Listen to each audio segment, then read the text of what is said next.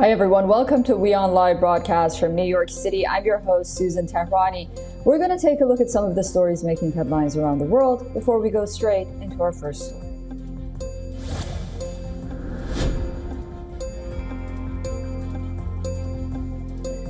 China piles on additional tariffs of 34% on all U.S. goods entering the country, ratchets up trade tensions a day after President Donald Trump announced import taxes on countries across the globe.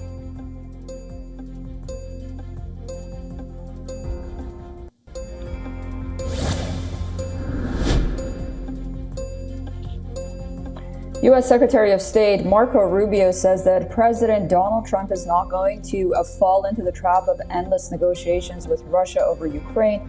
Goes on to say that it will soon be clear if Moscow is serious about peace.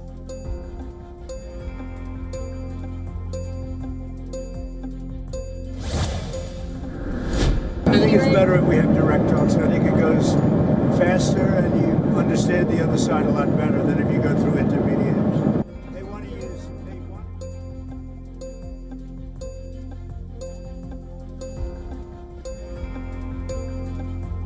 U.S. President Donald Trump seeks direct talks with Tehran on a nuclear deal, this after he threatened to bomb Iran if it develops a nuclear weapon. He also gives a 2-month deadline to reach an agreement.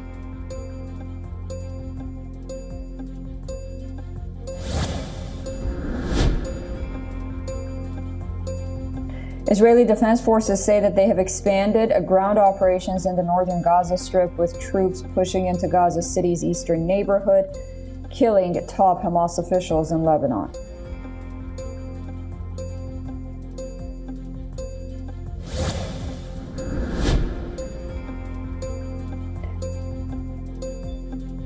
U.S. Secretary of State Marco Rubio says Washington respects the self-determination of Greenlanders, but it is not going to allow the resource-rich, autonomous Danish region to become dependent on China.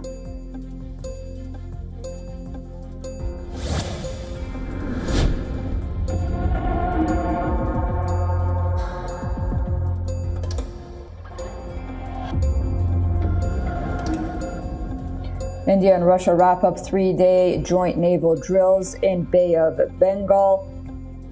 Forces from both nations carry out tactical maneuvers in joint formations and practice countering unmanned aerial and surface vehicles.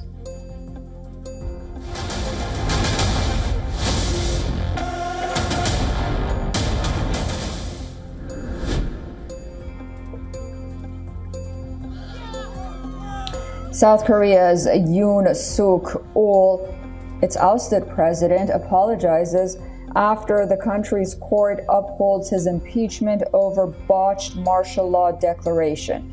Protesting supporters of Yoon burst into tears.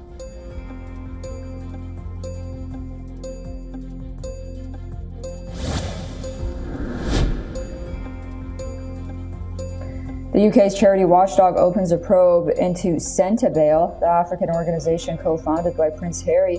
It will examine whether the charity's current and former trustees have fulfilled their duties under charity law.